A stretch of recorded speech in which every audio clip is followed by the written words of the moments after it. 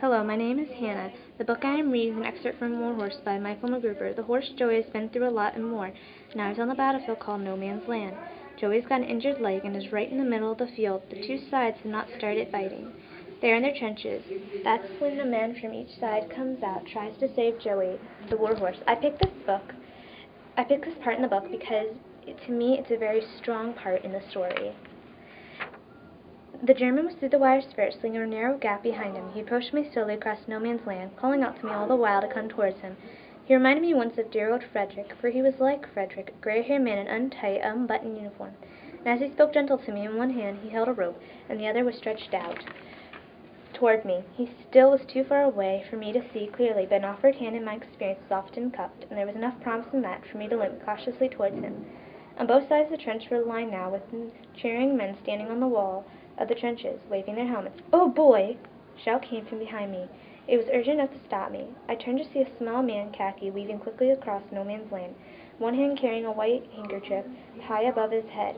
"Oh, boy, where are you going? Hang on a bit. You're going the wrong way, see?" The two men were coming towards me. Could not have been more different. The one in the gray was taller of the two, and as he came near I could see his face was lined with years. Everything about him was slow and gentle.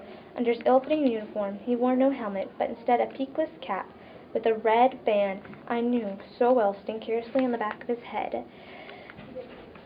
The little man in the khaki reached us, out of breath, his face red with a rim fallen over his ear.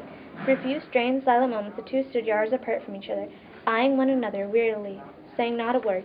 It was the young man in khaki who broke the silence and spoke first. "Now what do we do?" he said, walking towards us and looking at the German, who stood head and shoulders above him. "There's two of us, and there's one horse split between us. Of course King Simon had the answer, didn't he? But it's not very practical in this case, is it? And what's worse, I can't speak a word of German, and I can tell you can't understand what the hell I'm talking about. Oh, hell, I should never have come out here. I knew I shouldn't. Couldn't think what came over me, and all for a muddy old horse, too. But I can speak a little bad English," said the old man, still holding his hand under my mouth. It was full of black bread, into pieces, a tidbit. I was familiar enough with it, but usually found it too bitter for my taste. However, I was now too hungry to be choosy, and as he was speaking, I soon emptied his hand. "I only speak a little English, like a schoolboy, but I think it's enough for us." And even as he spoke, I felt a rope slip round my neck and tighten. "As for our other problem, since I have been here first and the horse is mine, fair, no, like your cricket." "Cricket! Cricket!" said the young man. "Who ever heard of the barbarous game in walls? That's the game of the rotten English. Rugby, that's my game."